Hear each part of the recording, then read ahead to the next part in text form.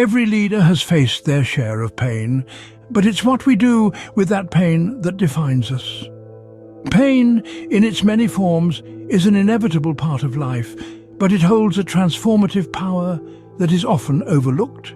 It's a universal experience, a common thread that binds us all. But how we react to it, how we harness it, that's what sets us apart. Take a moment to think about the great leaders throughout history. They weren't born into greatness, they faced adversity, they struggled, they experienced pain. Yet it was this very pain that shaped them, that honed their resolve and drove them to achieve extraordinary feats. Consider Abraham Lincoln, who faced immense personal and political hardships but used his experiences to lead a nation through its darkest hour.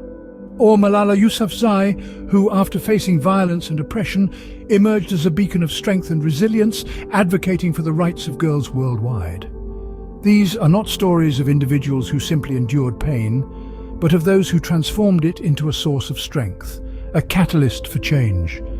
They took their pain, their adversity, and used it as a stepping stone towards their vision, turning obstacles into opportunities. This, however, is not a path reserved for the select few. It's a path that's open to each one of us. We all face pain, we all experience adversity. But the question is, how do we respond to it? Do we let it break us, or do we use it to build resilience, to fuel our determination, and to guide our journey towards becoming better leaders? It's crucial to remember that pain isn't merely something to be endured. It can also be a powerful teacher. It sharpens our perspective, it tests our resilience, and it gives us a deeper understanding of ourselves and the world around us. Pain can be a powerful teacher, but only if we're willing to learn from it. It's not the pain that defines us, but how we respond to it. It's about turning adversity into advantage, pain into power. Because in the crucible of pain, a leader is forged. Yet there's a thin line between becoming a leader and becoming a monster. A line that, when crossed, can lead to a path of darkness and isolation. It's a path that starts with pain, a universal experience that can either mold us into compassionate leaders or transform us into feared monsters. Pain, when not dealt with appropriately, can morph into bitterness and cruelty. It becomes an insidious poison that seeps into our hearts, tainting our actions and decisions. We've seen this unfortunate transformation in many leaders throughout history. They let their pain, their personal battles, fester and grow, leading them down a path where their leadership became a reign of terror. Take, for instance, leaders who've allowed their personal vendettas to overshadow their judgment, causing harm to those they were meant to guide. They let their pain dictate their actions, leading them to make decisions out of anger and resentment, rather than wisdom and understanding. Or consider those who've let their pain lead them to a place of paranoia and mistrust, causing them to isolate themselves and build walls between them and those they lead. Their pain became a blinding force, making them see enemies where there were allies and threats where there were opportunities. These examples serve as a grim reminder of what can happen when we let our pain go unchecked. It can transform us into the very monsters we once vowed to fight against, causing harm to those we were meant to protect. Instead of inspiring others with our resilience, we instill fear with our bitterness and wrath. However, it's important to remember that this isn't the inevitable outcome of experiencing pain.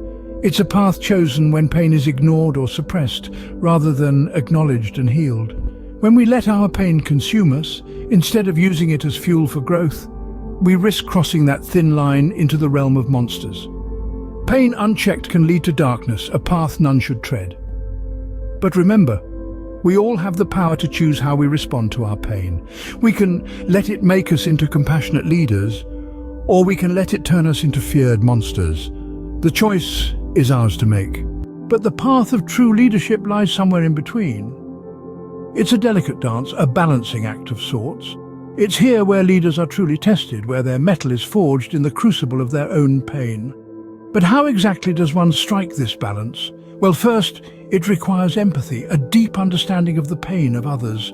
Leaders, having gone through their own trials, can connect with the struggles of those they lead. They feel the sting of their people's pain, and it moves them, not to anger or vengeance, but to a desire to alleviate that pain. Empathy is the bridge that connects leaders to their followers. It's what allows them to say, "I've been there, I know what you're going through.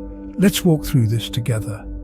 It's this shared understanding, this shared experience, that forms the basis of a powerful bond between leader and follower. Yet empathy alone is not enough. A leader must also possess understanding that their pain, while it shapes them, does not define them. They must understand that they are more than their pain, that their potential extends beyond the boundaries of their suffering. And finally, leaders need the will to make things better. This is where the rubber meets the road. This is where leaders, propelled by their empathy and understanding, take action. They use their pain not as a bludgeon to inflict harm, but as a scalpel to cut out the root causes of that pain. They harness their suffering and channel it into positive change. The balance of leadership, then, is not about suppressing pain, nor is it about unleashing it. It's about using pain, acknowledging it, understanding it, learning from it, and ultimately transforming it into a force for good. Balance is the key to turning pain into a leadership tool, not a weapon. It's the fulcrum on which true leadership pivots, the beacon that guides leaders through the stormy seas of their own pain towards the shores of positive change. It's the compass that points the way to a better, brighter future, not just for leaders themselves, but for those they lead. So, how does one walk this path? How do we let our pain make us leaders, not monsters?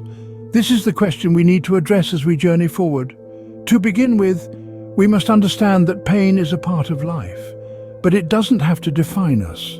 It is a catalyst that can drive us to become more resilient, to grow stronger and more compassionate. But how can we channel this pain into productive leadership? The first step involves introspection. Self-reflection is a powerful tool that can help us understand our feelings and reactions. When we experience pain, we must take a step back and ask ourselves, what can I learn from this? How can I use this experience to grow? But self-reflection isn't always easy. It requires courage to confront our vulnerabilities and weaknesses. This is why it's essential to seek guidance. Whether it's a mentor, a friend, a family member, or a professional counselor, having someone to confide in can provide valuable perspective and advice. Now, when it comes to leadership, focusing on solutions rather than problems is key. It's easy to get stuck in a cycle of negativity when we're dealing with pain. But as leaders, we have the power to shift our perspective.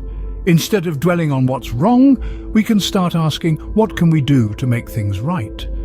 This shift in focus can inspire those around us and lead to proactive, positive change. Remember, embracing adversity doesn't mean we have to shoulder it alone. It's okay to ask for help, to lean on others when the burden becomes too heavy. There's strength in vulnerability and there's power in unity. Finally, let's remember that every step we take, every challenge we overcome brings us closer to becoming the leaders we aspire to be. It's a continuous journey of learning, growing, and evolving. The path forward may be fraught with challenges, but it is one worth taking. Let's keep walking, leading and inspiring. Together we can transform our pain into purpose, our trials into triumphs, and our fears into fuel for the journey ahead. Now the question remains, will you let your pain make you a leader? Life has a way of testing us, of pushing us to our limits, and yes, of hurting us. These trials, these moments of pain, they shape us, they carve into us the grooves of character, the lines of resilience. But how we respond to these moments, how we allow them to shape us, that's our choice. Reflect on your own experiences, the times you've been hurt, the times you've been pushed, the times you've felt the sting of failure. How have these moments influenced you? Have they hardened your heart, or have they deepened your empathy? Have they built walls around you, or have they taught you to build bridges? You see, pain is a powerful teacher. It can teach us to retreat, to hide, to become bitter, or it can teach us to rise, to reach out, to become better. It all depends on how we choose to respond. And that's where leadership comes in. True leadership isn't about power. It's not about control. It's about empathy. It's about understanding the pain of others because you felt it yourself. It's about resilience. It's about rising above your own pain and using it to lift others. It's about balance. It's about walking the fine line between strength and vulnerability. between resilience and empathy. So take a moment, reflect on your pain, reflect on how it shaped you, then make a choice. Will you let it harden you, or will you let it make you a leader? Will you let it build walls around you, or will you use it to build bridges? The choice is yours. And remember, it's not an easy one. It requires courage, it requires resilience, but most importantly, it requires empathy. Remember, pain may be inevitable, but becoming a monster is not. Choose to be a leader instead.